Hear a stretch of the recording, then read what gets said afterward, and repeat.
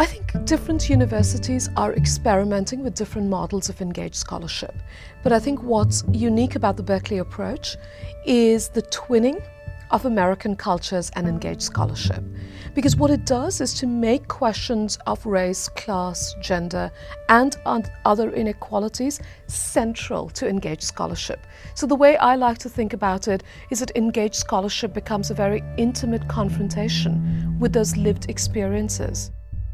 My critique of education is that we learn all these theories, we learn about all these people, but how is that addressing my day-to-day life? I don't believe that education or the knowledge that we're learning about is just for our brains and then we just go ahead and make a whole bunch of money. It's about like what can we do for our society and how can we help out those around us and the communities in which we come from. And I think community engaged scholarship does exactly that.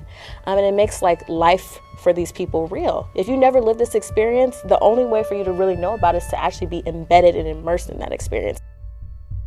ACES is this opportunity for the university, especially Berkeley, to fulfill its public mission, to fulfill its social justice mission, and take some action, and get students engaged in that work and getting out of the classroom into the community, and recognizing that there are just larger systems at play, and that what we're reading in the textbook actually may not be capturing everything that's out there. In fact, it's not. I said not. It's really not.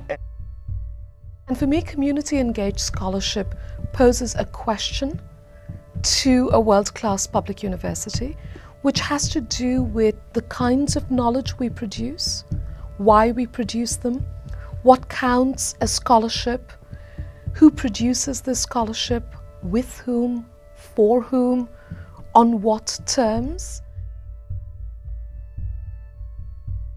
Building Blocks for Kids was conceived as an answer to all of the challenges that families in Richmond were experiencing. And the idea is to support families to support their children from cradle to college. Really isn't a great We had 5 students from ACES working with us.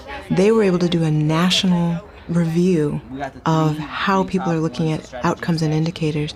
So it saved us a lot of time and it gave us really quality work to think about. Talk to the young people. We've been approached several times around internships from folks at UCs and from other schools.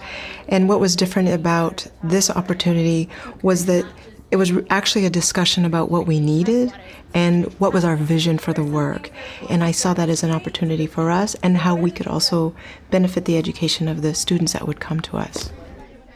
Over time, academia has in many respects become very distant from what are people actually experiencing. Think about who you're going to target in your organizations and the work that you're going to do. Our goals in our relationship and partnership is to reground these academics in the work, in the experiences of people's lives, and understanding that these folks know best how to partner with you about the solutions. To connect and link up our movement. These kinds of partnerships are really, really important and effective for relationship building, trust building, community building, but also a really important piece of the education of people that participate in them. In the final analysis, we're talking about teaching. We're talking about making it possible for our students to prepare for the 21st century by having the opportunity to participate in community engagement and to know firsthand what their issues are and not just take a second-hand or accept at face value what a particular textbook says or by some social scientist who was an expert in the area. In my mind, the institution cannot be meaningful outside of the campus if it doesn't have a particular connection to the community at large. And this is where we come in. I think we provide that connection.